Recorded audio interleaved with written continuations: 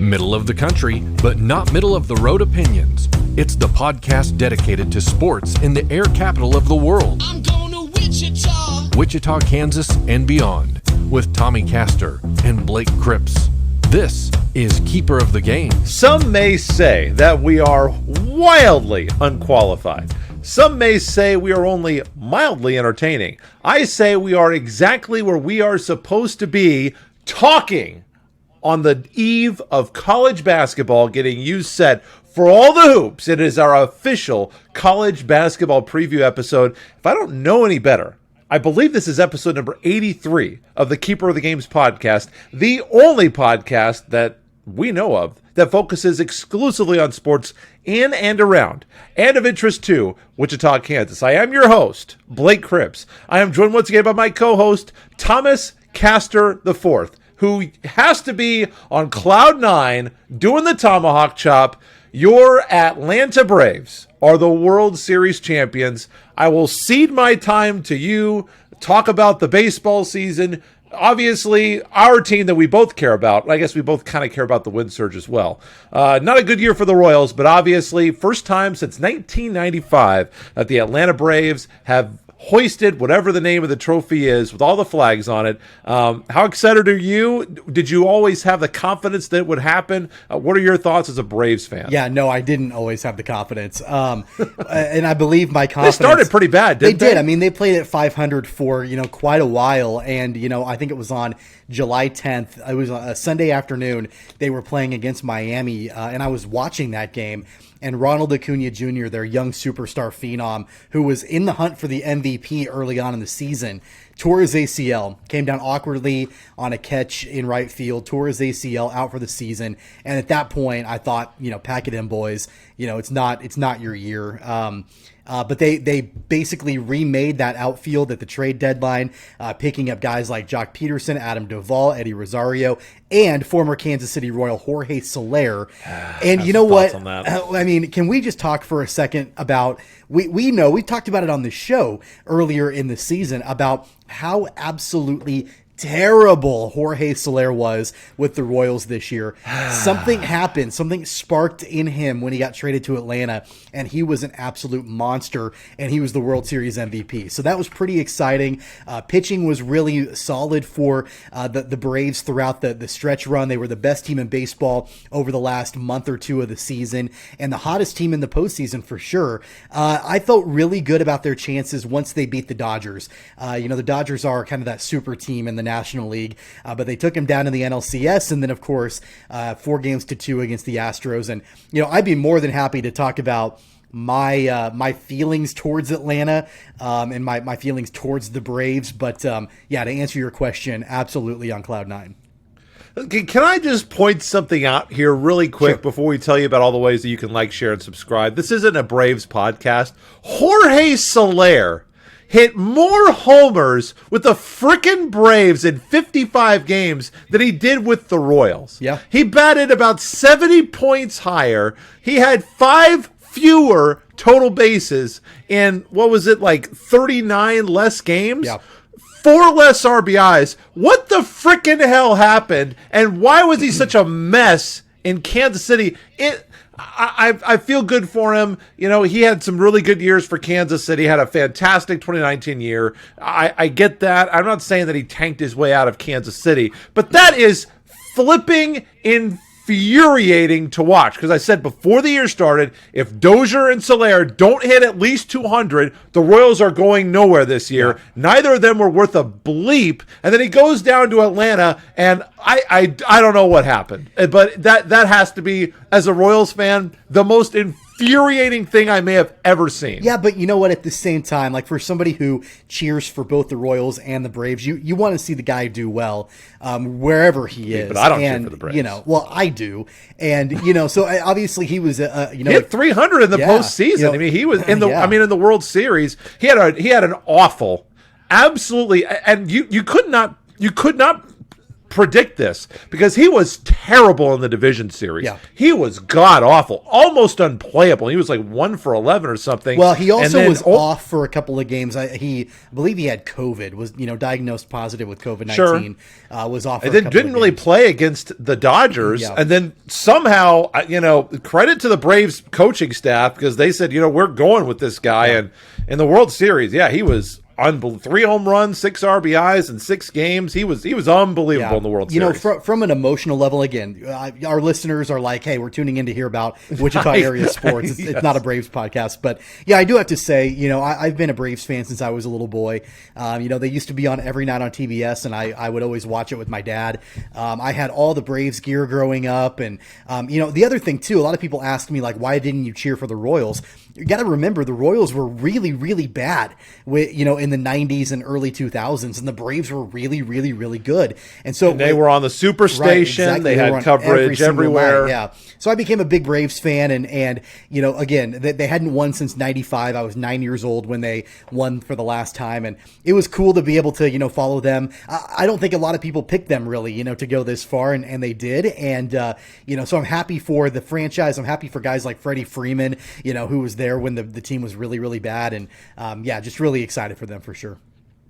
So the Royals' loss was the Braves' gain. Absolutely. And, so congratulations to you and the Atlanta Braves, Thanks. the World Series champions. And obviously for everybody who was hating on the Astros, that was exactly what they wanted to see, was the Astros fall short.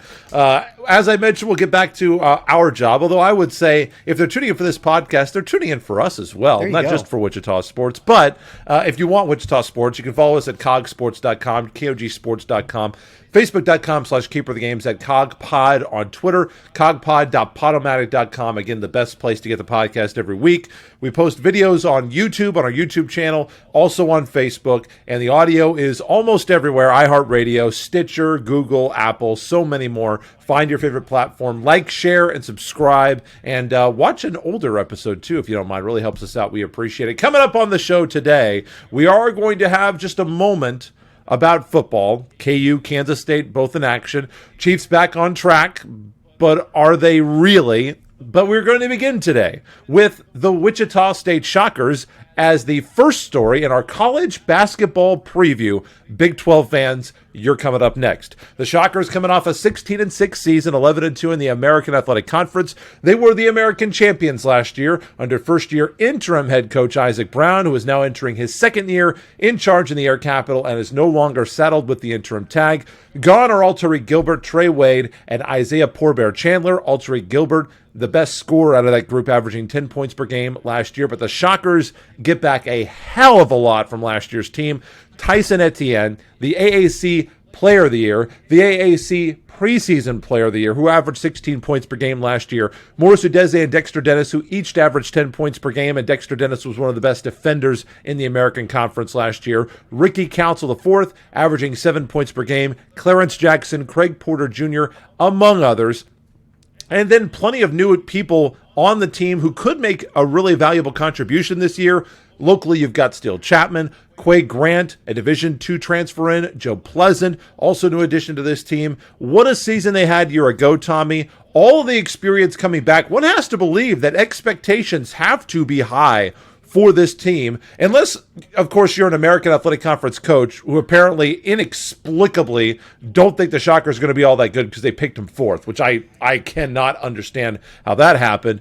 Your thoughts on what the Shockers achieved last year and what you're expecting from them this year? Well, I think that if you look at what, the way that they were picked last season in the American, this is kind of a trend, right? They're not picked particularly high. I think a lot of Shocker fans would think that they were maybe underrated quite a bit, both last season and this season in the preseason rankings for the American Conference. But we saw what they did last year. And if you want to go back to the selection committee a year ago and, did the Shockers deserve better in the NCAA tournament? I think you could probably say, yeah. I think they probably deserved, a little bit better of a draw when it came to that. But, this season, I think it's important that the team leans on experience. We've seen what this Shocker team can do with Tyson Etienne when Tyson Etienne is playing the kind of caliber of basketball that he should be playing night in and night out. We've also seen what Shocker basketball can be when Tyson Etienne is not particularly on. And so, I don't think it's that big of a stretch to say that this Shocker team goes where Tyson Etienne goes. I really think that he's kind of the unheralded, or maybe the heralded leader, depending on who you are, for the Shocker squad. Now, if you go back to their exhibition game that the Shockers had earlier this week, it was Ricky Council as far as scoring the basketball. 15 points for him as the Shockers rolled in that exhibition win.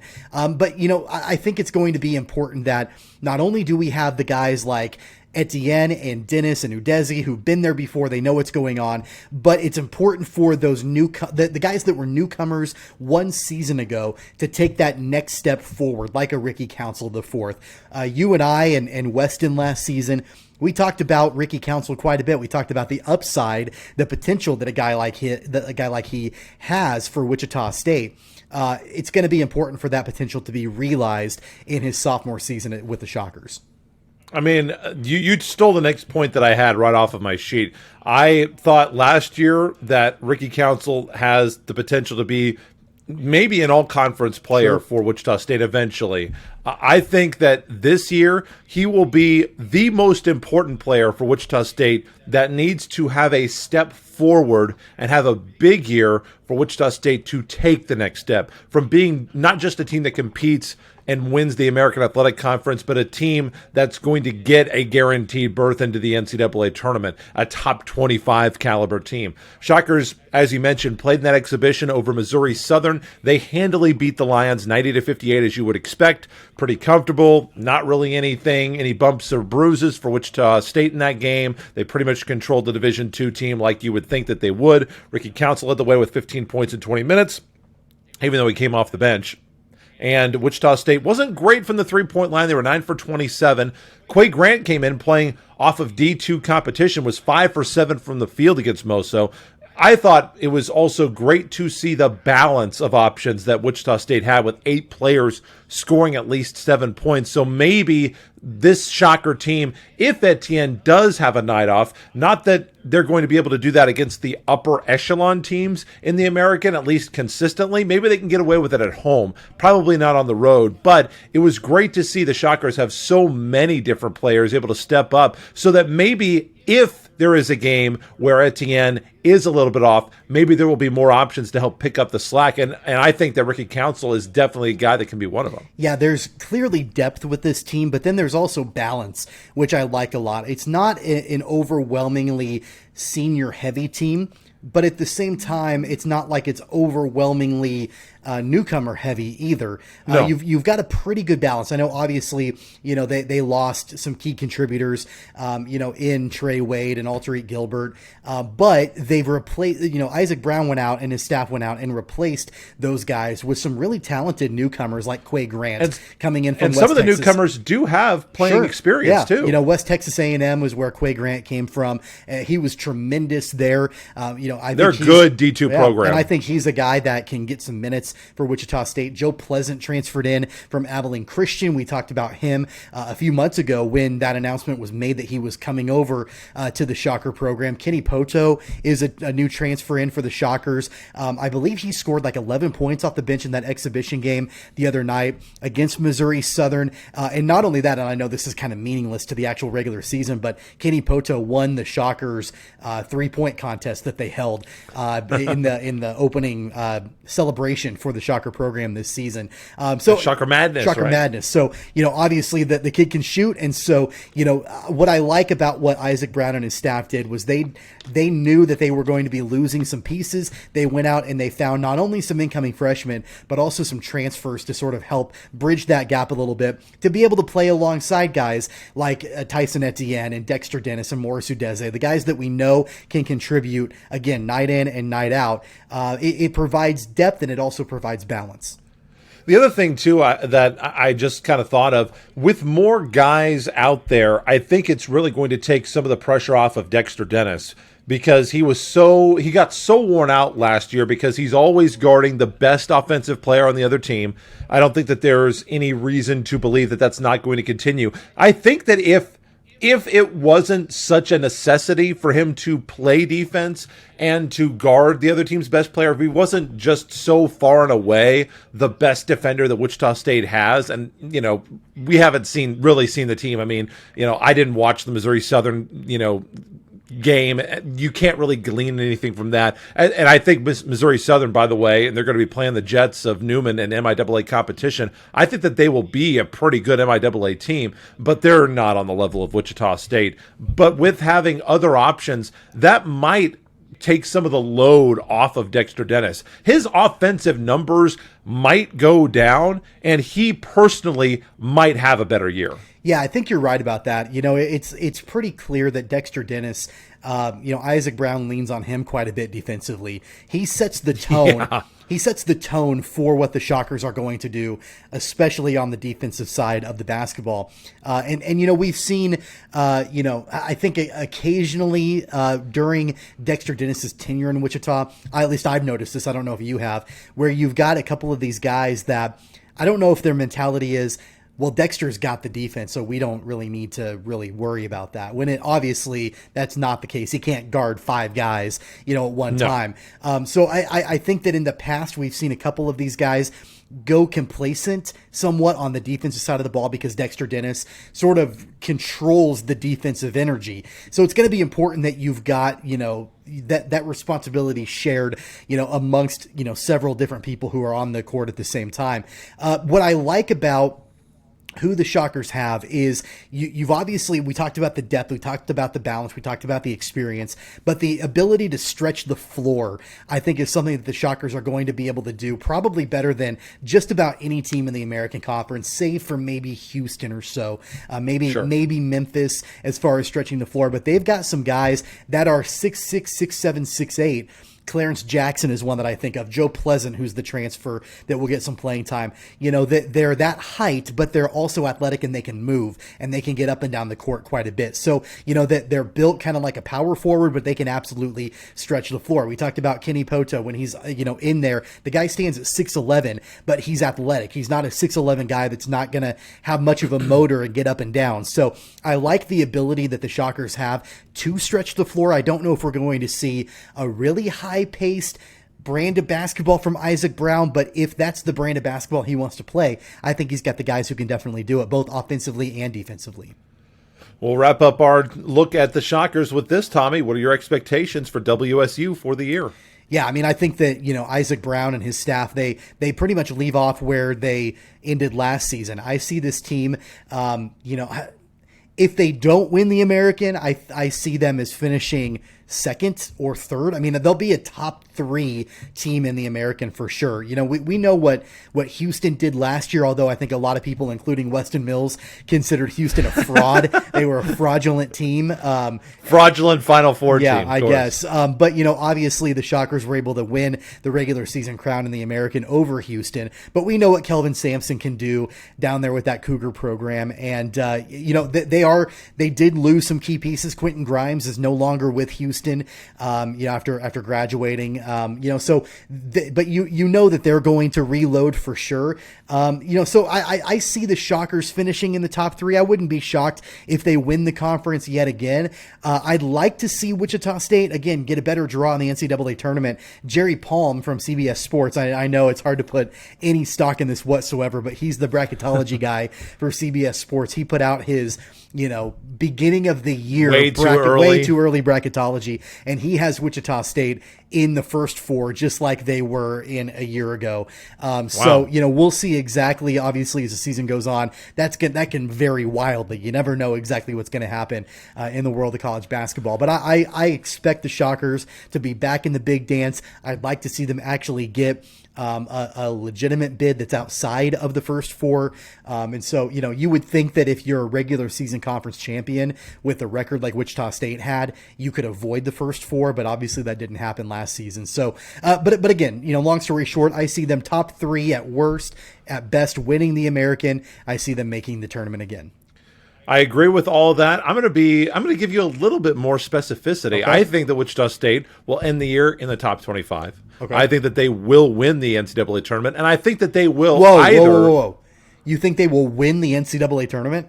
No, I said they will be in the NCAA I thought you said tournament. I think they will win the NCAA Oh, well, if tournament. I did that, then that's a hot take point Yeah, for me. We can wow. check the video Okay, after. No. deal. I'm not picking them to win the NCAA tournament. Yeah. Picking them to be in the NCAA tournament, Okay. 100%. What I said was they will either win the AAC or the AAC tournament. They will not do both, but they will win one or the other. They will either be the regular season champions or they will be the tournament champions. That's my prediction for Wichita State. Maybe that's where you heard the win from. Maybe. Season opens on Tuesday the 9th. They've got Jacksonville State, 7 p.m. on the Plus. One question. Shocker fans. I do. Oh, go ahead. Before we move on from Wichita State, this is something that I've been thinking about quite a bit. I'd love to get your thoughts on this.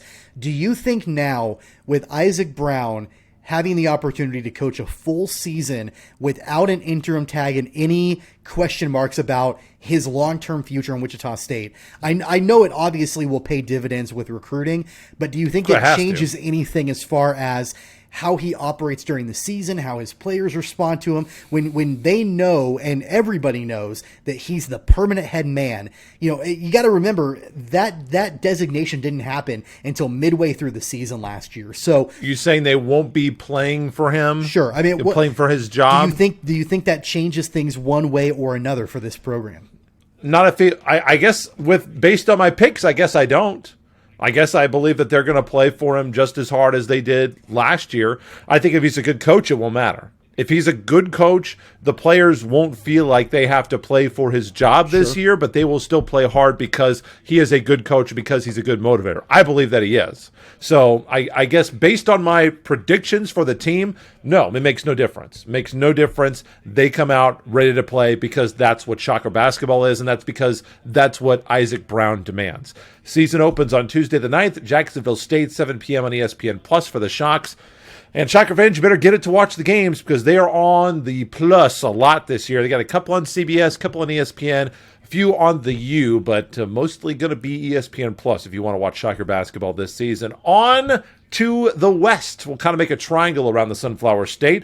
For the fans in purple, Kansas State Wildcats, 9-20, 4-14 in the Big 12 last year. It was the worst year of the Bruce Weber era last season, and the worst season overall in Manhattan since the 1999-2000 campaign. Kansas State did find some magic at the end of the year. They won 4 of their last 6 down the stretch, and they lost to eventual national champion Baylor by just 6 points in the Big 12 tournament. Wildcats will have to replace DeJuan Gordon, who averaged 9 points per game a season ago. Also gone are Antonio Gordon and Rudy Williams, but the Cats do have quite a bit of experience returning, including Nigel Packett's 13 points per game from a year ago, and of course super senior undisputed team leader Mike McGurl, who scored 12 points per game last season. Davion Bradford will be back at center for Kansas State. And Bruce Weber was extremely active in the transfer portal. He picked up Ismail Massad from Wake Forest, Marquise Noel from Arkansas Little Rock, Mark Smith from Missouri. Kansas State offensively was very bad last year. 331st in the country in offense. They didn't even manage 62 points per game. Their three-point percentage was dreadful, 29.6%. They were 319th in the country, last in the Big 12. They were also ranked in the bottom half of the league in rebounding, assists, field goal percentage D, turnovers per game, and, Tommy, something that we've talked about quite a bit, the seat has to be feeling at least very warm in Manhattan. If it is not just, starting to scald a little bit, maybe sensing a little bit of a burning smell in Manhattan, it has to be a hot seat for Bruce Weber.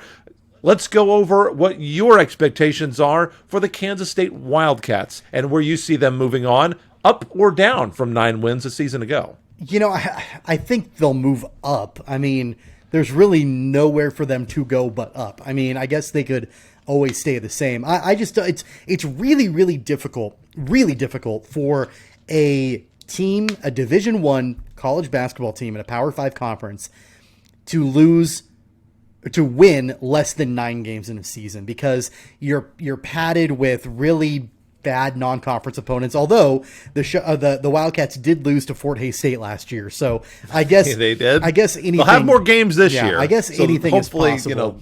But they won't lose twice to a Division II team, right? So it's really difficult for a team of the stature of Kansas State to win fewer than 9 games. So I think you can, at least I can fairly confidently say that they'll win more than 9. but I don't think it's going to be by a whole lot. One thing that Bruce Weber had to do this offseason was get some quality impact transfers to come in. And it remains to be seen how impact these guys that he got in, the transfer from Missouri, the transfer from Arkansas Little Rock, time will tell what sort of impact they can make immediately for this Wildcat program. But, I'm trying to find some positives here. I think that, if you've got Nigel Pack and Mike McGurl who can take a step forward this season after last season, that's going to help. One more year of experience under their belts. They're not going to compete in the Big 12. They're going to continue to be a bottom tier Big 12 team. I think that they'll end up probably finishing in the bottom third of the Big 12. They're obviously not going to make the tournament. It's not going to happen. I just don't see a ton of improvement. I might see incremental improvement, but the negative, and we can talk for a while if you'd like to about our opinions on Bruce Weber's job security. But, sure. But my thought process is this. If they see incremental improvement, incremental growth, it's not going to be enough to satisfy Wildcat faithful, but it might be enough to satisfy Gene Taylor, and we might continue to see Bruce Weber. I mean, I feel like Bruce Weber has just kind of skated by the skin of his teeth over the past couple of seasons. I think all it takes for the administration at Kansas State to keep him is just a little tiny bit of growth. I think that might be all it will take. When you look at Kansas State, it would be interesting to see historically what the Wildcats have done. And I don't have that up in front of me, but I do have Bruce Weber's history up in front of me. And when you look at what Bruce Weber has done, when he was at Southern Illinois, he did not have a losing season. When he was at Illinois, he had one losing season. However, they were certainly trending in the wrong direction after a pretty decent year in 2010, 2011. It was his third straight 20-win campaign. He had 20 wins in 7 of his first 8 years at Illinois, with one down year, the 2007-2008 year. Made the NCAA or the NIT tournament in all those seasons except for 2. But that 11-12 team, that team had absolutely quit on Bruce Weber. I watched them play against Nebraska in the Big Ten, and they were not all about the stomping, the constant yelling, this on the sideline. The message had definitely worn thin. If you look at Kansas State and what they have done, all time, the question I think that Gene Taylor is going to ask, can we do better? Who are we going to bring in that's going to be demonstrably better than a guy who has won 57% of his games while he's here? And when Kansas State has had really good years, they've been pretty damn good.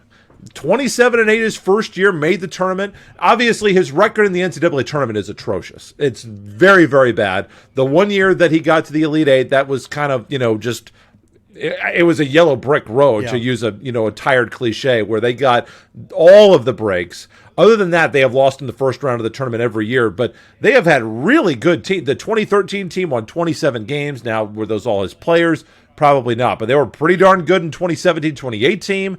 They were pretty darn good 2018-2019. He's tied for 2 Big 12 championships.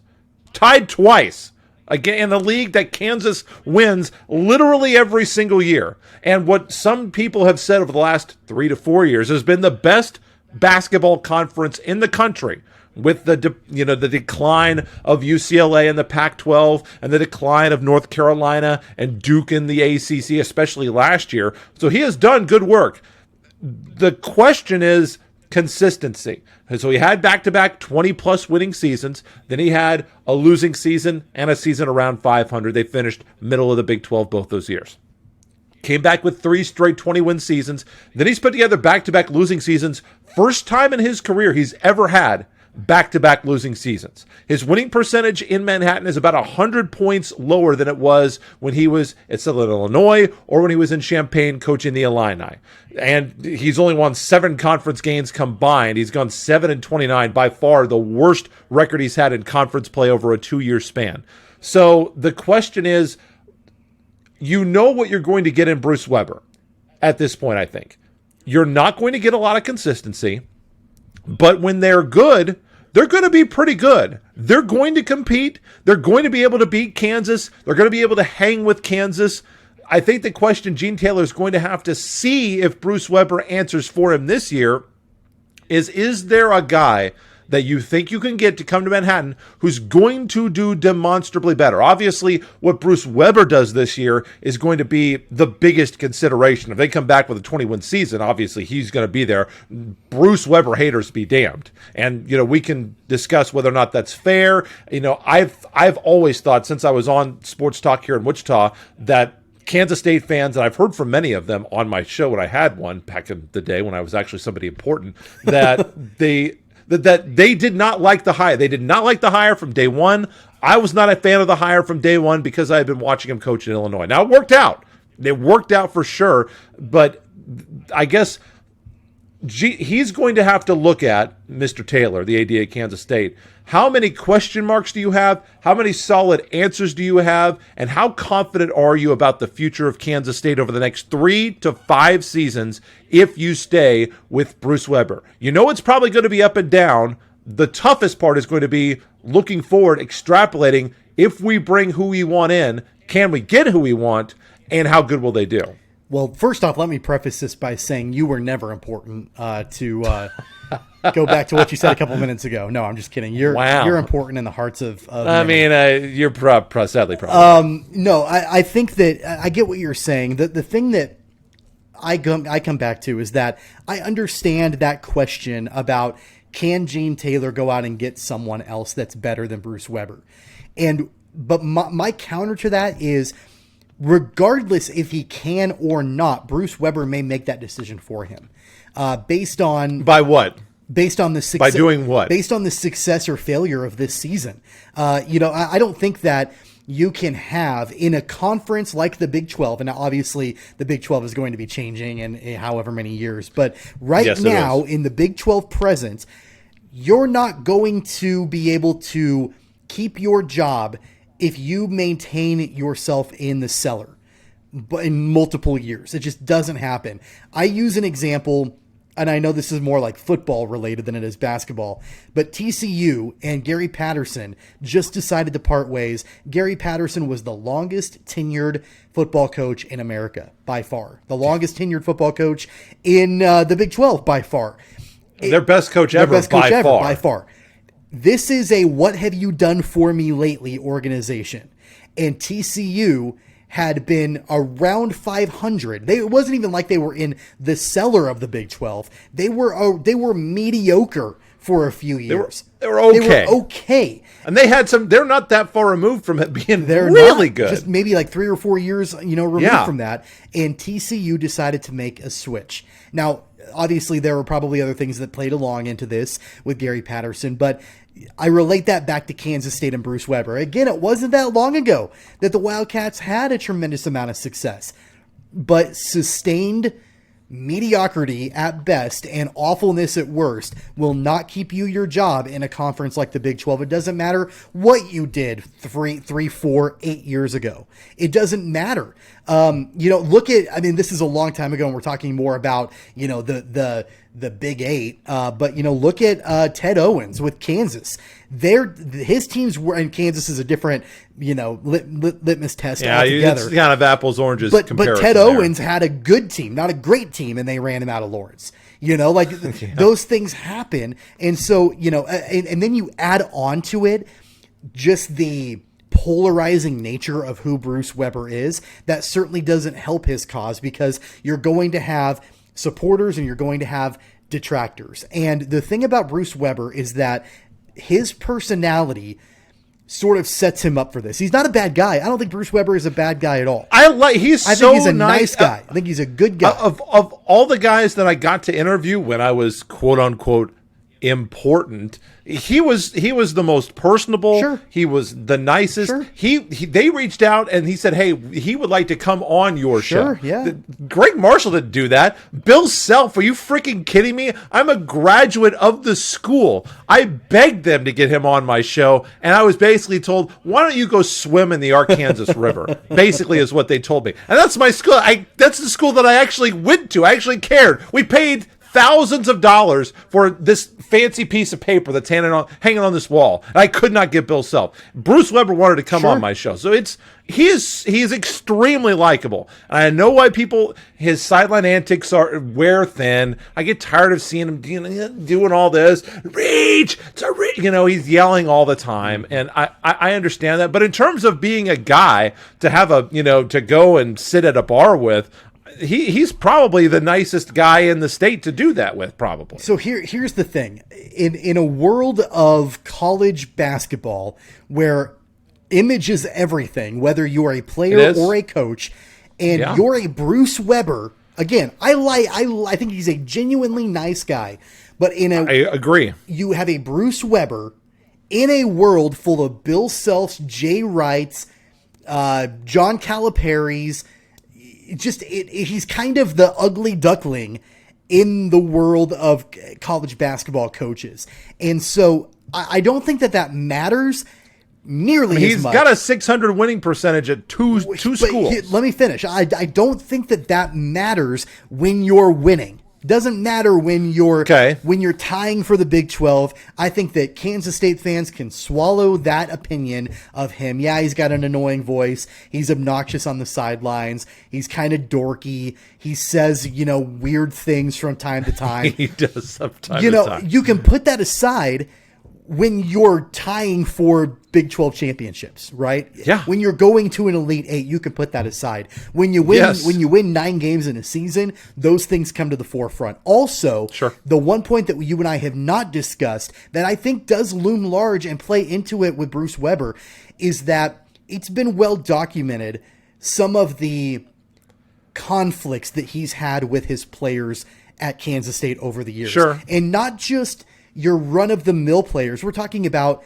leaders of the team, guys that did not get along with Bruce Weber. And I'm not saying it's Bruce Weber's fault, but for whatever reason, personality conflicts, whatever it was between Bruce Weber and some of these players. I think of Marcus Foster as an example, who went on to be a star at Creighton and watched him light up opposing teams when he played for the Blue Jays. That's not a single, that's happened multiple times. Again, it's Bruce Weber running the program. He wants to be in charge of all of it. I totally understand all of that. However, there's got to be something that's said for, is there an issue with Bruce Weber keeping players in his culture at Kansas State? I don't know the answer to that, but there could be a question there. Here's my rebuttal. Would you say the same thing about Bill Self? Because there have been a ton of conflicts between Bill Self and his players. I think back to the huge stars. Now, these guys didn't necessarily go on to have great careers. Micah Downs was a big-time star when he got to Lawrence. C.J. Giles, J.R. Giddens. Most recently, Quentin Grimes. Didn't make it in Lawrence. Went to Houston. Had a fantastic and excellent career for Kelvin Sampson. I don't hear that kind of criticism about Bill Self. Now, I understand when you're winning, 20 games literally every year and you're winning, 15 straight conference championships, Bill Self probably gets a longer leash that Bruce Weber wouldn't get, and deservedly so. The difference is that Kansas has, they can reload pretty quickly, right?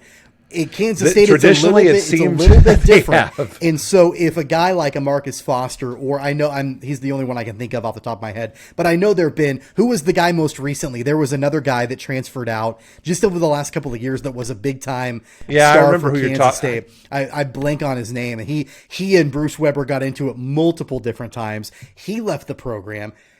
Who's there left to step in and produce at the level of these guys? So I'm not saying that Bruce Weber has to placate, all of his players and he's got to defer to them all the time. But at the same time, Bill Self has the luxury, because he's at Kansas, to have other high caliber players to fill that role. And I'm sure he told guys like J.R. Giddens and Micah Downs and Quentin Grimes, look, if you don't want to play here, I'll find somebody else who will, and they're going to do just as well as you did, if not better, in my system. And he's been able to do that. They did lose 4 players in the last round of the transfer portal, because DeJuan Gordon, as I mentioned, he was a transfer out. Rudy Williams was a transfer out. Antonio Gordon and Joe Petrakis. They lost 4 in 1 year that all transferred out. Expectations, Tommy, for Kansas State this year. What are they for you? Well, I mean, I think I already said that. I think that, that there can be incremental growth. I think that the team will probably win more than 9 games. I mean, I'm going to put it more at like 12 or 13. I mean, not a lot. Incremental growth, which, Bruce Weber must be a cat. He must have 9 lives, because I think that incremental growth, in my opinion, if my predictions come true, I think he wins a handful more games this season than last season. And I think that that's enough with the expectations that Gene Taylor has to allow Bruce Weber to keep his job. I was 100% on board last season and the season before that Bruce Weber, it was probably time for him to move on.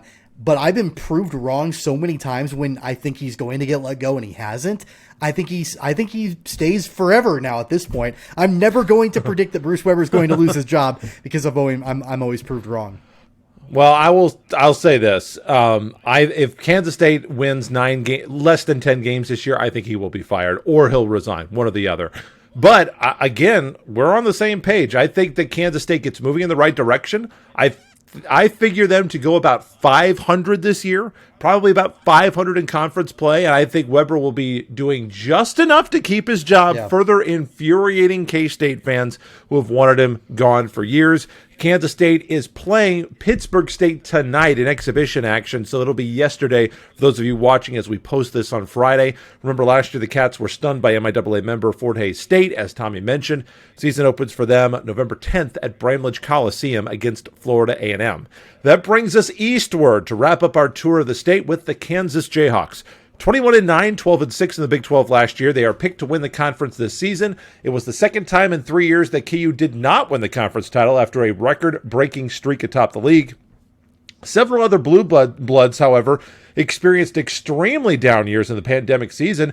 KU certainly did not even approach that, and they did not approach their power from 2020, but KU was more than just competitive in the Big 12 last year. That was absolutely stacked. Kept their NCAA tournament streak alive. However, they did fail out in the second round. Several others are gone, but in my mind, only significant loss from last year's team is, of course, Marcus Garrett, 11 points per game, one of their top assisters, and undisputedly their best defender on the court. But KU has loads back. Ochai Agbaji at 14 points per game. David McCormick, 13 points per game. Jalen Wilson, 12 points per game. And also their leading rebounder, Christian Brown, at 10 points per game.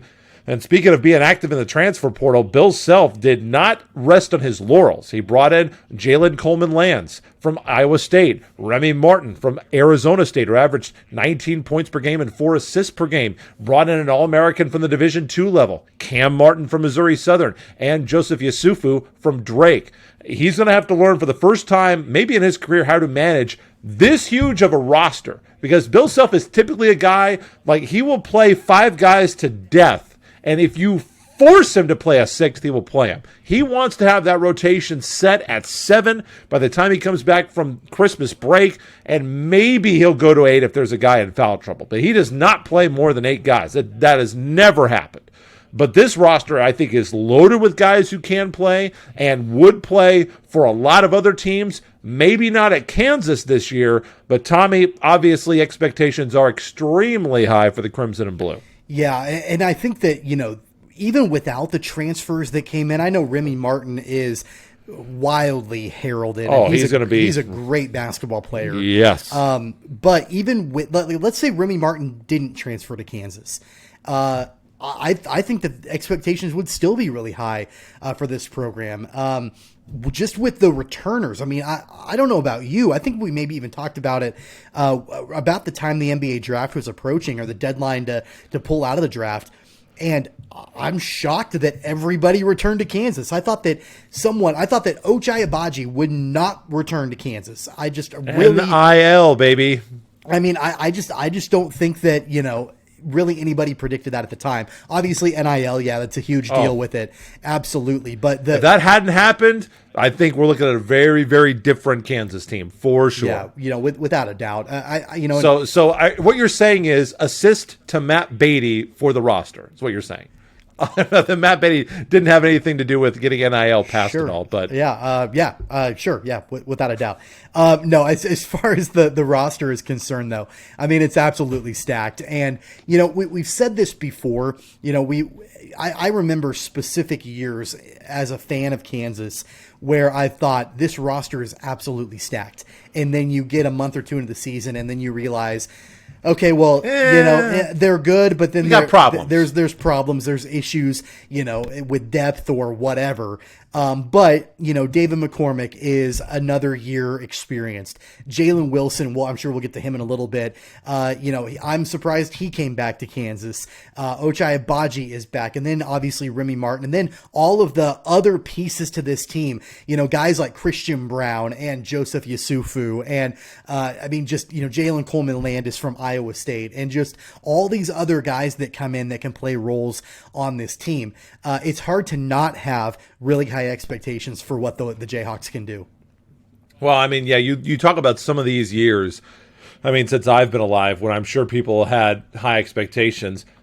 Wasn't me because I was, barely cognizant at that point, but I'm sure 85, 86 Sure. on that team with Larry Brown when they won 35 games, I'm sure that would have been one. For me personally, I remember, like that 91, 92 team. Obviously, the first team, the last team that I think about this is 96, 97, which I still submit is the greatest KU basketball team that's ever been assembled. And I would take them against the Wilt teams. I'd take them against any of the Bill Self teams. I would take that team. What was the year? Was that the year? It might have been a couple years later, the year that it was after the year, or after when Drew Gooden declared for the draft. He could have came back his senior year, and they would have been absolutely stacked had he returned for his senior year. That was that 98 or 99? No, that would have been 02, 03. 02, that was yeah. Nick Collison. That's right. When they lost to frickin' Syracuse. Jerry McNamara and Syracuse. God, Carmelo. Puke. Yeah, and Carmelo. I mean, we held Carmelo to like 20 points. We held him to his average at least.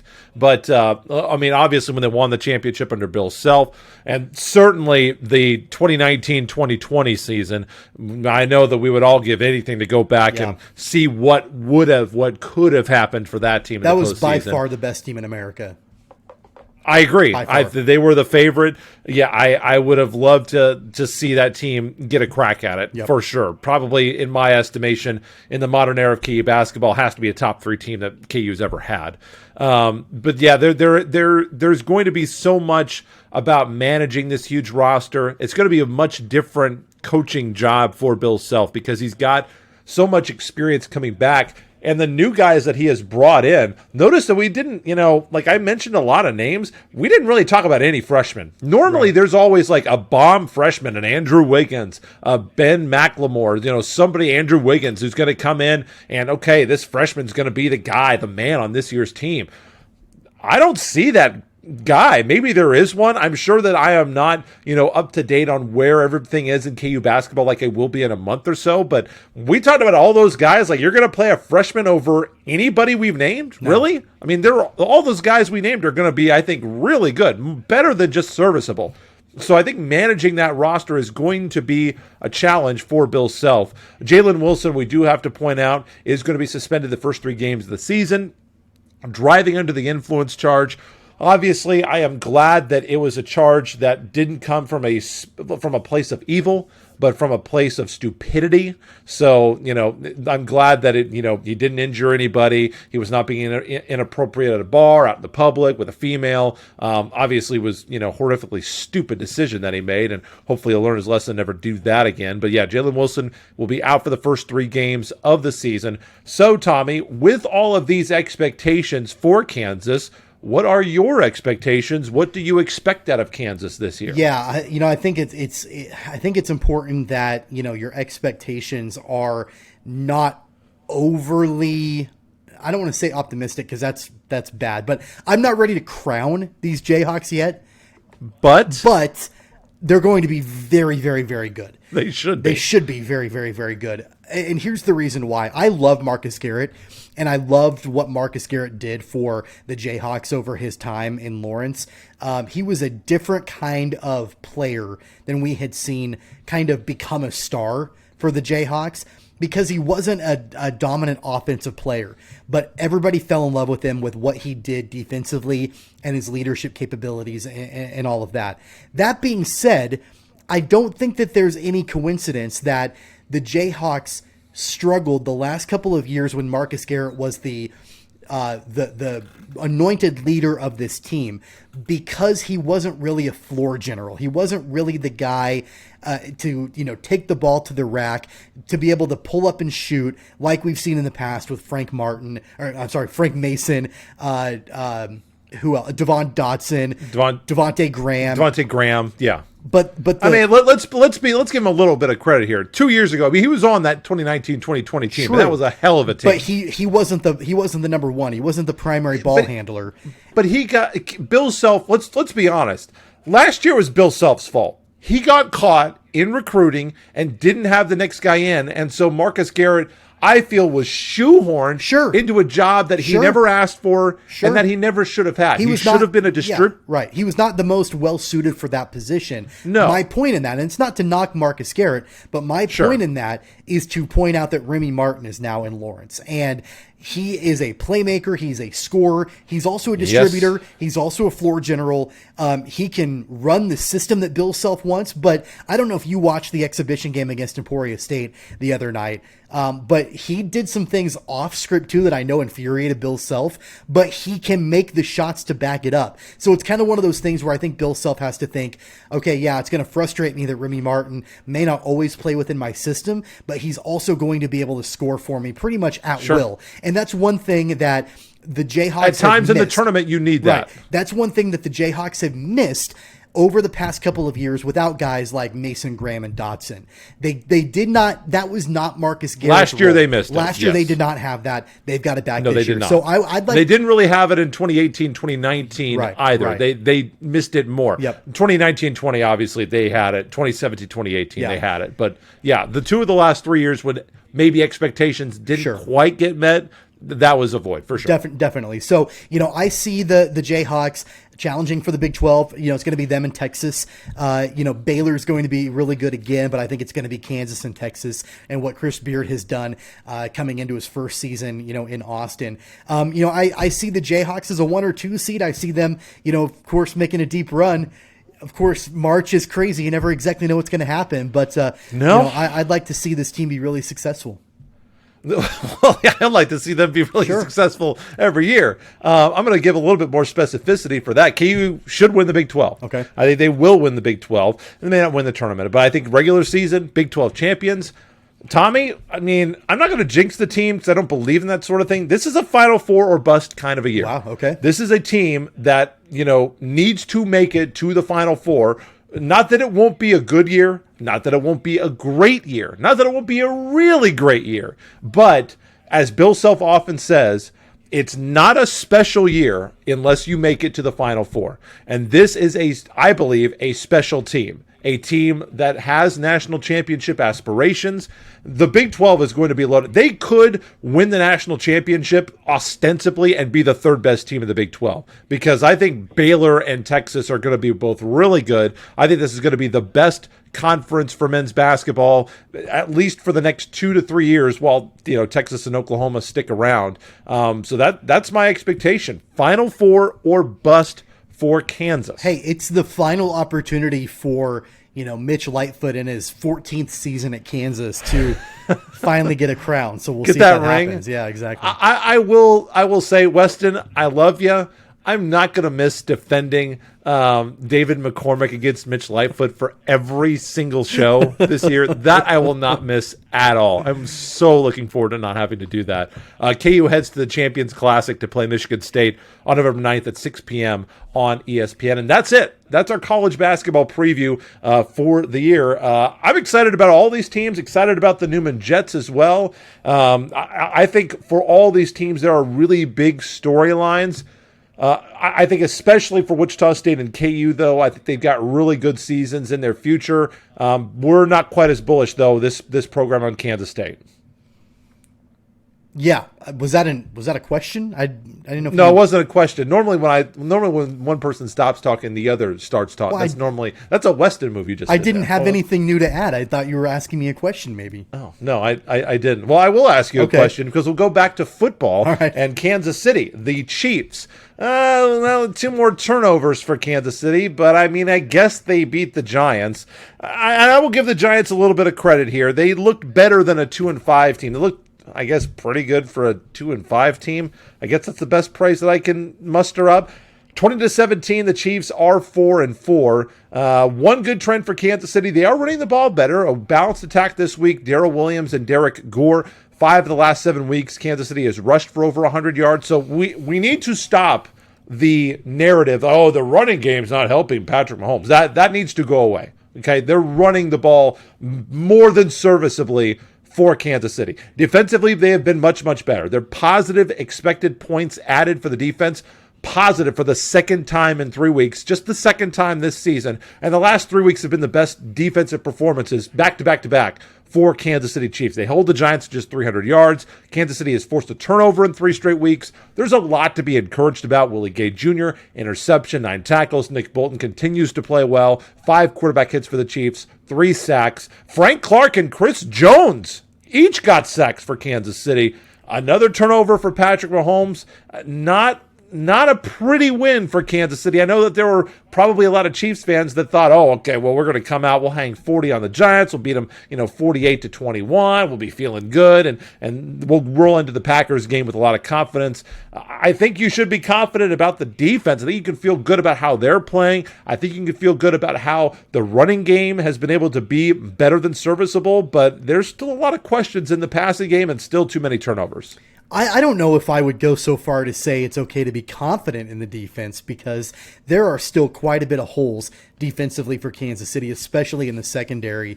As much as I love the contributions that Dan Sorensen has made for this Chiefs team over his tenure in Kansas City, the guy shouldn't see the field again for Kansas City. He didn't play bad against the Giants. No, he didn't play that. I didn't think he played terrible. He had a couple of blown coverages, and you also see that quarterbacks are singling him out. They know that he's kind of the weak link in the secondary, so they're going to try to go after him as much as possible.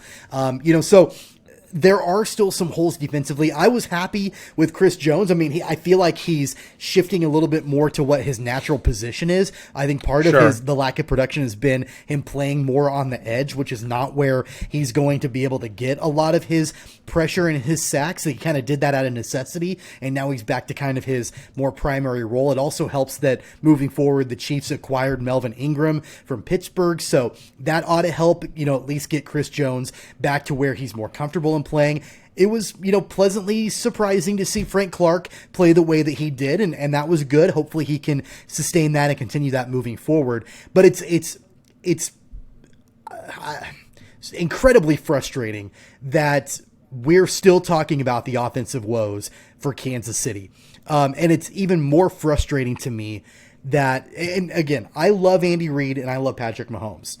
And we love Eric Bieniemy. But it's incredibly frustrating to me that week in and week out, and this has been going on for several weeks now, week in and week out, it's been a woeful offensive output with questionable decisions, turnovers, sloppy play, and all we hear is the same answer, from both Andy Reid and Patrick Mahomes, and things like, well, we got to get it cleaned up. We're going to do what we can to try to get it cleaned up. We're going to get it cleaned up. We got to talk about it. We got to clean things up. Well, yeah, you do. So go out and do it. And I know it's easier. I know it's easier said than done. And it's not just on Patrick Mahomes. Travis Kelce had a fumble against the Giants. Not a good day for Travis Kelce. Tyreek Hill has fumbled the football. He's had balls bounce off of his hands into the hands of the opposing team several different times this season. So it's not just the decision making on Patrick Mahomes, but it's just an overall disconnect. And I'm not sure where it's coming from. But, me neither. But at the end of the day, it's something that, if this is going to be a playoff team, you have to get that shored up now. You're 8 games into the season. You have 9 games to go, and you're at 500 at 4-4. You have to win probably 6. You have to win 6 games, 6 out of your last 9 if you want a playoff shot. I mean, they're last in the AFC West. So they're last. So I mean, the schedule's not getting really. We thought this was going to be a pretty soft part of the schedule coming in. This has turned out that this is not a soft part of the schedule. This is actually a really hard part of the schedule. The Raiders are much better than people thought that they would be. The Dallas Cowboys have taken a huge turn this year. Cowboys are a good team. That people thought. I think people were expecting that Green Bay was going to be there, this year, and they have been. So you thought that, okay, you're going to be able to get the Giants, the Raiders, the Cowboys. That'll be, I don't know if we thought the Titans were going to be as good as they are. So this has turned into a pretty rough part of the schedule for Kansas City, and it's not getting that easy this week with those Green Bay Packers at 7-1, Sunday 3:25 on Fox. Obviously, the big storyline, we can do all the normal preview breakdowns we would do. I feel like they're kind of out the window because Aaron Rodgers is not playing. He's out due to coronavirus. His backup, Kurt Benkert, is also tested positive. He is not available, so we're likely going to see Jordan Love getting the start on Sunday. The Packers offensively scored 24 points per game. The Chiefs at 26. Takeaway differential could be huge if Kansas City can rattle an offense with an inexperienced quarterback. Green Bay is +8. They are second in the league in turnover margin. Kansas City is 30th at -11. Defensively, Green Bay is solid, 6th against the pass, 17th against the rush. Green Bay, an average running team, 108 per game, 17th in the league. Aaron Jones, 104 carries for 463 yards and 3 touchdowns. What the game plan for the Packers, what that will be, I think will be fascinating. And can the Chiefs take advantage? Can this wounded, challenged defense, who, let's be honest, I know that there are holes. I'm not arguing that there aren't holes, but they have been playing their best football. They've overachieved. They have absolutely overachieved. For the last month of the season, the Chiefs have played their best defensive football without question. Can they make Green Bay, can they get them out of system? Can they make their quarterback uncomfortable? That's what I want to see. I would like to see more pressure on the quarterback personally because, let's be honest. We've had this discussion. We've had the discussion about Dan Sorensen. The Chiefs just aren't very good in coverage this year. No. They haven't been great in coverage. I would like to see them get pressure on the quarterback, maybe at least get some negative plays, get some sacks, and put them behind the chains and down in distance because, the just rushing 4 and dropping everybody back does not appear to be working. To answer your question, I don't see the Chiefs winning this game. Even without Aaron Rodgers. I really don't. There's been nothing in the body of work from the resume from Kansas City that we've seen over the course of the first 8 games that tells me that Kansas City can win this game. Now, obviously there is talent on both sides of the ball. That is not disputed by me whatsoever. But what they've done this season on both sides of the football, offensively and defensively, it doesn't give me confidence, even without Aaron Rodgers, that the Chiefs can get the victory. It's a big minus. Jordan Love is not a slouch of a quarterback. He's not just some schmo that's off the bench. He was compared to Aaron Rodgers, but he was a high draft pick as the future of the franchise for the Green Bay Packers and has studied under Aaron Rodgers for the last couple of seasons as the heir apparent. This is not a guy that they went and signed off the street last week. I know they picked up Blake Bortles as an emergency quarterback. This is not Blake Bortles starting this football game. This is Jordan Love, who will more than likely be carrying the franchise beginning next season, assuming Aaron Rodgers does not come back to Green Bay. So he's been able to be in that system, in Matt LaFleur's system, with Aaron Rodgers, learning diligently.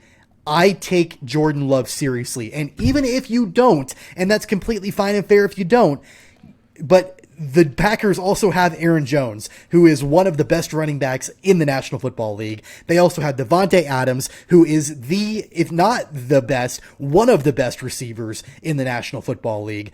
And they've got a stout defense. So if Kansas City was playing even above average football, I would say, all right, without Aaron Rodgers, the Chiefs win this game. But the Chiefs are mediocre at best, and I just don't see a way that they can take on the Packers and walk away with a win. I think the Chiefs move to 4-5. I think that they can beat the Packers. I don't think they will. I don't know if they will beat the Packers, but there is a recipe. Can we see what the Chiefs look like one game when they don't turn it over. Yeah. Can we just see what that looks like when they go into the red zone, when they score with efficiency and don't turn it over? That's the blueprint. We just haven't seen that. What this do you year, attribute? What do you attribute all the turnovers to? I don't know. I mean, do you attribute to a lack of focus? Do you attribute it to teams, No. defenses figuring out what the Chiefs are going to do offensively? Maybe. I mean, what do you attribute it to? I mean, defenses do figure things out. Remember Is when it Lamar Patrick Jackson Mahomes was trying too much, trying to do too maybe? much? You know, I don't know if I'm smart enough to answer that question, Tommy. I'll just be bluntly honest with you. I don't know, because I watch and I still see the guys who are capable of doing all the things that they've been doing in Tyreek Hill and Patrick Mahomes and Travis here's Kelce. what was concerning. But it's not happening this year. On Monday Night Football, what was concerning to me was that even the passes that Patrick Mahomes was completing, he wasn't sharp, really. Like, in his passes, like, there were passes he was throwing behind the receivers that they were catching, but it wasn't what Patrick Mahomes typically does. It's not He's what we talking know. about his footwork, I think. Yeah, I don't know exactly what it comes down to. But I'm not smart enough to figure it out. You know- I know there are a lot of guys on sports talk radio who will come out and say, "Oh yeah, well it's blah blah blah," and I'll do that if I think I know the answer. You have to, at some point, if you're a host, you have to understand what you don't know, and I don't know what the problem is. I think to I don't. sum up my position on the Chiefs versus the Packers, if we get the same effort and output from Kansas City that we saw Monday Night Football, where they squeaked out a win against the lowly Giants, there is not a chance in hell that they beat the Packers, even without Aaron Rodgers. It will not happen. The only thing I would question is the effort. I don't think that the effort has been poor this year at all in any game. The execution has been awful in many games. I don't think that they're like quitting on Andy Reid though. I don't see that. But yeah, if they execute at the level they did against the Giants, yeah, I agree. We'll not win this game. Bye week coming up in a few weeks for Kansas City. Actually, Thanksgiving week, so they'll actually get Thanksgiving home with the family. Awfully nice for those guys. I think they probably will enjoy that. More football. We're going to touch on Kansas State here. All they do apparently is get coaches fired, I guess. Very impressive win over Texas Christian. First time in a while that I saw the Kansas State team that I expected to see, and what I thought we would see all season long, and that's where the offense is actually able to take advantage of having a good defense. Kansas State did that the last 2 weeks for the most part. Most recently, that 31-12 victory over Texas Christian that cost Gary Patterson his job. You look at the games that Kansas State has lost. I know they've given up some points. I feel like a lot of those points have been scored on Kansas State's offense. You look at where, the disparity in field position in some of these games. The defense has been put in some really tough spots by their offense. And I understand, they have not been able to have consistent play at the quarterback spot. Not from Skylar Thompson, partially because he's injured. I understand that, and certainly not from Will Howard or anybody else that they've run out there at that spot. They have not gotten consistent play at the quarterback spot, and they have not taken advantage of what I think is a pretty good defense. And the defense, I think, is giving up a lot more points than they would otherwise if the offense had been playing to their capabilities. It was nice to see them take care of a team that, coming into the year, I think you and I both thought that they would kind of just take care of. And they did that. They were clearly the better team against Texas Christian on Saturday.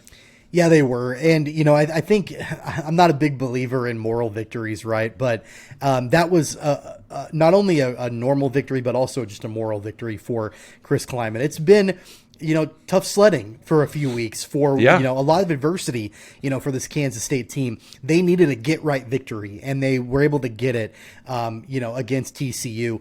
It'll be interesting to see how that carries on for the rest of the season. We all know the Sunflower Showdown is this weekend, so that's going to be another win for Kansas State. So that's good for Chris Kleiman, but I'm really curious to see how that carries into the last couple of games of the season. Can they end on a high note? Can Chris Kleiman end his third season in Manhattan really feeling encouraged about the future and what this team can do? Well, it's interesting that you mention that it's an auto win for Kansas State. We had talked, and we did not plan because of your busy schedule. By the way, congratulations on the opening of the season with the Wichita Thunder. Thank by you. the way, Appreciate just that. announced that you're in the front office over there, so you actually are important in the Wichita sports landscape, unlike me. But we said, if KU does, you were at the game. I was. You said, we're going to go watch a bloodbath. It's going to be terrible. And we were texting during the game and said, if this turns out, we're going to have to do a podcast. We're going to have to find a way to do this.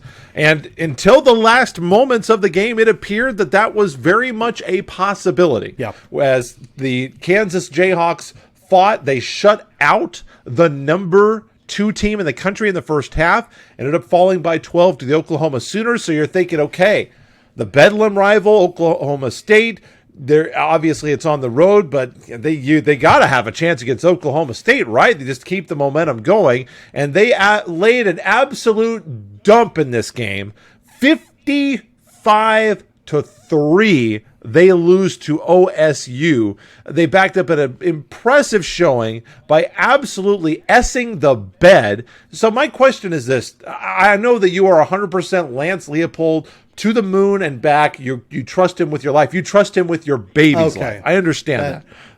But here's my thing. What the hell does the OU game mean if KU plays this poorly the next week? You're supposed to be building off of the successes you have. And I understand you've already said the season doesn't matter. They're awful. It didn't this season. Just throw it out the window. We're just trying to get to next year. But if you have a performance like Kansas did against Oklahoma, where they looked, if you did not know anything about college football, you just tuned in to watch that game, you would absolutely believe that KU was a top 25 team in the country. They played great in that game. They looked competently coached. They looked well coached, well prepared. That looked like they had comparable athletes. They looked good against Oklahoma. How in the world can you have confidence in what is being built when they come out the next week and get boat raced by Oklahoma State and get outscored 38-0 in the first half and have 44 passing yards and 99 rushing yards? That was one of the most, and I know we didn't have any expectations. We knew they weren't going to win the game. But to me, when you go from Oklahoma to the Oklahoma State game, and Jason Bean, by the way, was terrible in this game. 3 for 10 for 10 yards. 10 yards in a game for the starting quarterback for Kansas. This was an unacceptably poor game for Kansas. Yeah, okay. So I want to address what you said about having a huge letdown after an impressive showing, because you're not wrong. It's incredibly disappointing, and I left that game against Oklahoma thinking, okay, like that we're going in the right direction. We're seeing some progress here. Yes. And absolutely totally demoralizing the output against Oklahoma State the very next week. Yes. However, where I argue with you, where I disagree with you, is when you categorize this as just a Lance Leipold problem. This is not new for the University of Kansas football. The last 3 coaches before Lance Leipold had this exact same situation happen. In 2014, it was Charlie Weiss. They had a great showing against TCU. I was actually at that game. They almost won that game. TCU won in the last minute. I remember that game. The very next week, Kansas lost 44-7. In 2016, with David Beatty, they had another great showing against TCU. The very next game, they lost 45-7. And then in 2019, they played that game, that wild game against Texas that they won. And then the very next week against Texas Tech, they lost 38-10. So this has happened multiple times where the Jayhawks have had a really solid showing. Then the very next week, it's just a huge letdown, and it's like all that progress is completely gone.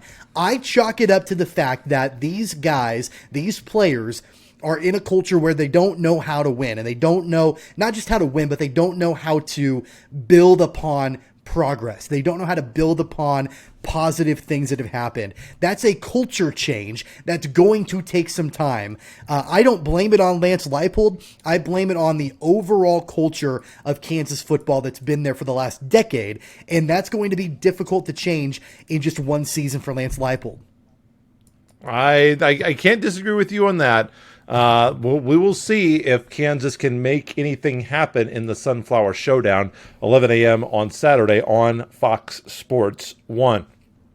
And that is all that we have to get to today. There is just 2 more pieces of business, and the first one is to hit the music as we take our Wichita whip around and look at all the fantastic stories from around the Wichita area that maybe you missed this week. Maybe you haven't been paying attention. So much going on. College basketball starting. We've got high school football starting. We've got professional hockey in the Air Capital. Tommy, where are you starting with your whip around story today? So I have two stories that are related to one another as far as the school that they're a part of. One good, one bad. It's not specifically Wichita, but it's Wichita Metro. We're going to go to El Dorado and talk about Butler Community College. Okay, I had that as an ACR, but go ahead. First off, the bad, and that's Butler Community College football. It was announced earlier this week that the Grizzlies are going to be forfeiting all of their games this season, and their head coach, Tim Schaffner, has been suspended for 3 games due to Butler playing an ineligible player.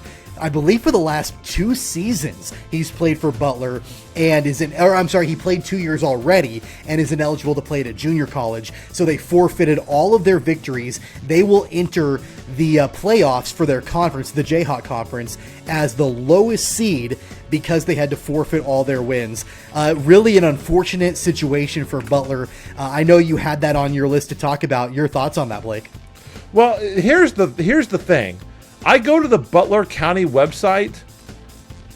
There's nothing on this. They have their record is still 6-2. Yeah. They have nothing on their website about this. I go to the Jayhawk Conference website. I go to the football page. There's nothing on that. Like, I understand this has been reported. I mean, I'm not doubting the veracity of the reporting. It's been reported in the Butler County Gazette. It's been reported in the Wichita Eagle. So but there is nothing on this. Who is going to actually make a statement and put this out? Butler does not have anything to say. The Jayhawk Conference, who's levying these sanctions, has nothing to say about this. How can that happen when you just don't even say anything? To me, that's just insane. Yeah, and it would be nice to get some specific details about what actually happened. It sounds like an eligible player, but we don't know really anything about it other than allegedly. Why is he ineligible? Yeah, allegedly he had already played for 2 seasons and was ineligible to play at a junior college. That's according to the Butler County Times-Gazette. But again, no official statement whatsoever one way or another, other than apparently Butler is vacating all of their wins. And how does that happen? They will enter the tournament, the conference tournament at 0-8 as the lowest seed, and their head coach will not coach in the playoffs. So I don't exactly know what that means. And here's the other thing too. If I'm in Coffeyville, if I'm the Ravens at 7-1, I am pissed as hell because you're giving us for our, regular season Jayhawk championship, you're rewarding us, and we're playing the number 15 team in the country in the first round. Are you joking me? Right. So they have done an extreme disservice to Coffeyville by doing this. I understand they want to punish Butler. Maybe they can't take them out of the postseason. Maybe that's not something within their power. But I mean, what's to stop them from running out the table in, they're still the number 15 team in the country. Right. What's to stop them from running the table in the Jayhawk, winning the championship here in Wichita, and, playing for a national title? Because if they had done that as the number 15 in the country, 15 team in the country, what's to say that they aren't still one of the two best teams in the country? And I don't know exactly how many rounds the playoffs are for the Jayhawk Conference. I think it's 3. I think it's 8-4-1, or 8-4-2. So in theory, they could run the table. They could go 3-8, be the number 15 team in the country, and they'd move up. They'd move up if they won 3 games. Yeah, at an official record of 3-8. That would be. How can you imagine? There were people saying, like, no matter Rob Manfred was going to be screwed because he took away the All-Star game from Atlanta, and obviously everybody in Houston hates him. Can you imagine if you're the commissioner of the Jayhawk and you are presenting the trophy in Wichita to Butler County? Yeah, I cannot. And they've got a huge fan base. I cannot imagine how awkward and uncomfortable that would be. Yeah. What's your second story? You said it was related to that, and this is the positive story. Sure, yeah. So this is also about Butler Community College. We're talking about Butler Volleyball. They've transformed themselves in really just good. 1 year. They were in the middle of the Jayhawk Conference a year ago. They're ranked 3rd in the country right now. They're 30-2 overall with 2 more conference matches to go before they get into their conference playoff playoffs and tournament. I believe they're actually hosting this year. So, obviously congratulations to the ladies there at Butler. It's got to be good for the folks at Butler who are dealing with the fallout of this football situation. At least they can cheer on how great the women have been on the volleyball court. I mean, I'll be honest. I would not want to be playing Butler County. I think the Grizzly fans, they are going to be absolutely at a frenzy, frothing at the mouth, trying to get them some Ravens coming up in the first round. Yep. I think that's going to be unbelievable game. I will go with high school football as the playoffs continue into the regional round in 6A, 5A, and 4A this week. We've got a lot of local teams still in action. Derby absolutely slaughtered Southeast. They will be playing the East Blue Aces. By the way, upset Bishop Carroll in the last week of the regular season to deliver a shared City League championship between Capon and Carroll. So Wichita East, the Blue Aces, they will be playing Derby. That is a road game for the Blue Aces coming up this week. They beat Garden City in the first round, so the Aces at 6-3 having a hell of a season. I also do want to shout out Lawrence High School, who beat my high school's arch rival, the Topeka High Trojans, 37-7. So thank you very much to Lawrence High School. Hate Topeka High. I hope they lose every game for the rest of their existence. Tell us how you really feel, Blake. North also lost the first round. They lost to Manhattan Indians. I really hate Manhattan Indians too, by the way.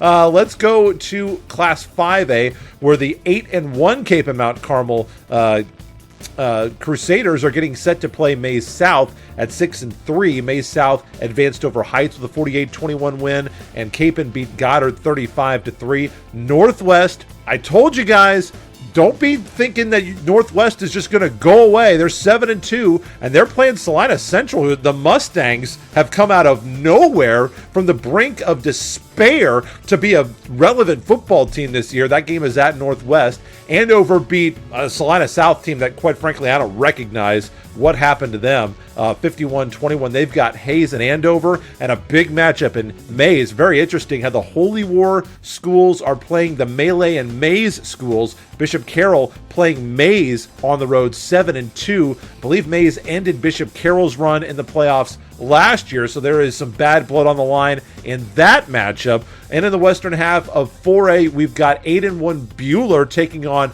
Winfield, an upset winner in the first round over Independence. That game is at Buhler. Mulvane has returned to prosperity at 7-2 with a 46-16 win over Ulysses. They will take on McPherson. They advance with a 1-0 walkover over Arkansas City. The Bulldogs forfeited after one of their players died. Very tragic situation. So Mulvane and McPherson, that is at Mulvane on Friday night. Tonight, by the way, as you're watching this, so get out to some of these games. And Augusta is still alive in the playoffs. They'll go to Wamego. Andover Central at 8-1. They will be hosting the Thunderbirds of Circle. They beat Rose Hill in the first round. So 6A, 5A, 4A, Tommy, here in Sedgwick County and the surrounding area, we have got a ton of local teams that are still at it and very active. And some of them, I think, have got state championship berth aspirations. Yeah, obviously the powerhouses, the names that everybody is familiar with, your Derbies and your Carrolls and your Capons and that sort of thing. Northwest, obviously, in the mix. But, obviously, there are some other teams that stand out to me just as, teams that are kind of coming out of nowhere. Winfield is one of them. It's nice to hear Circle being back kind of in prominence. It's been a while since we've heard anything from Circle High School. And Andover Central is in the mix too. They've had a really good year. So yeah, really some high quality area teams continuing on in the playoffs. And it's always fun this time of year, especially as we get further and further and further into the mix to be able to see who can advance. And, then it kind of, at least for me, because I'm a Clearwater grad, but other than that, it's really fun to kind of see the Wichita area teams and sort of latch onto them when we get into sub-state and then the state round. And I also want to shout out to my former color analyst when I was covering the Wichita Wild, Troy Black. That's his Wichita Collegiate Spartans are at 8-1. They beat the Greenbacks of Pratt 23-8. They've got 9-0 Cheney coming up. So that is going to be a massive matchup between the Spartans and the Cardinals. So yeah, up and down the line, all classes. There's a lot of strength in the western half of the state right here in Sedgwick County. By the way, that Bishop Carroll game, they needed overtime to come back and beat the Hutchinson Salthawks, a 4-win season for them. But boy, it was kind of reminiscent of the old Alan Shuckman, Randy Dreiling battles of yore. You looked out there, you saw Bishop Carroll and Hutchinson. You're like, man, I'm back to the Belldozer era almost. Let's go to additions, corrections, and retractions after an extended whip around. Anything that we haven't gotten to that we need to add, correct, or retract, Tommy? Hey, I do have a correction from something that I said earlier. When I was trying to remember who the player was for Kansas State with Bruce Weber that butted heads a couple years ago, Cartier Jara was the player. Oh, God, yeah. 2 years ago, transferred from Kansas State to pretty good. To Virginia Tech, in part due to not getting along with Bruce Weber. Yeah. And that was pretty publicized, and there were even times in the middle of games that you would see Cartier Jara and Bruce Weber butt heads. So that's my correction from the show. I have some additions. Congratulations to the Andale Indians. They won the 4A state volleyball championship, outlasting Ottawa Baldwin. I thought we were done talking about Andale now that Weston is no longer on the program. You are correct. Well, the difference is I'm not shouting out to my sister who's Fair on enough. the team or a coach my sister keeps the stats. Fair and enough. I'm not doing that. So it's not a Weston whip Deal. around. They also outlasted Bishop Miege. I know there's a lot of people out there that think, oh my gosh, Bishop Miege, we can't possibly beat a private school. Andale said, Hold our Gatorade. Watch us go and do this after falling runner-up the last few years.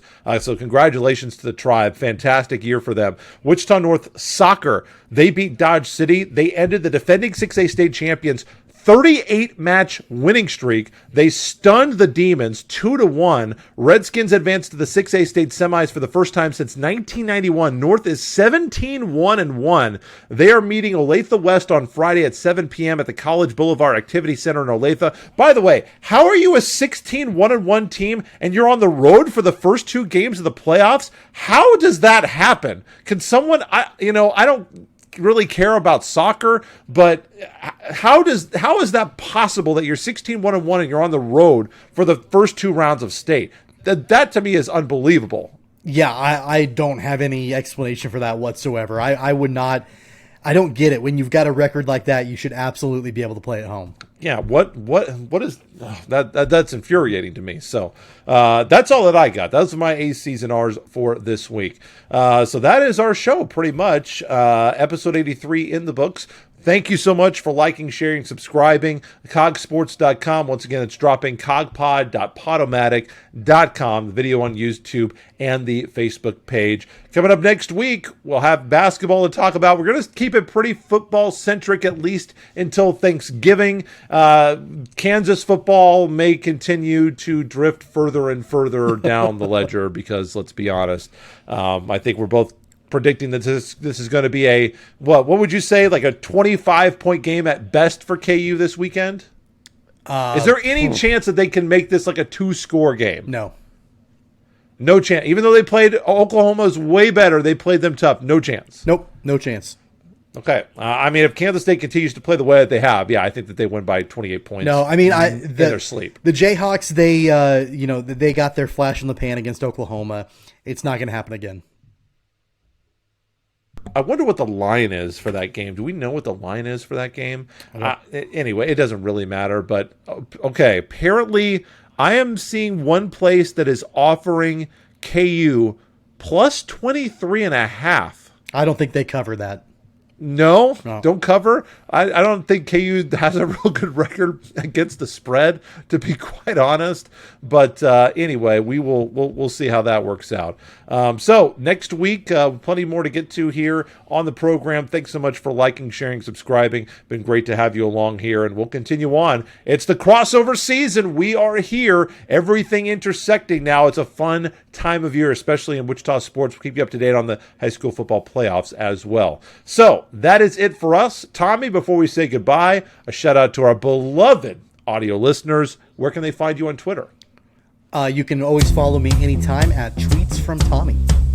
And I am at B.E. Cripps, B-E-C-R-I-P-P-S. The show is at CogPod. We'll catch you next week on the Keeper of the Games. Take care, guys.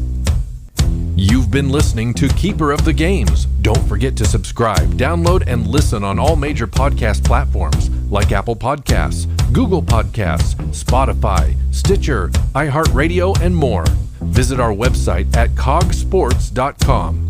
Find the podcast and videos on Facebook and YouTube at Keeper of the Games, and follow the podcast on Twitter and Instagram at CogPod. That's KOG Pod.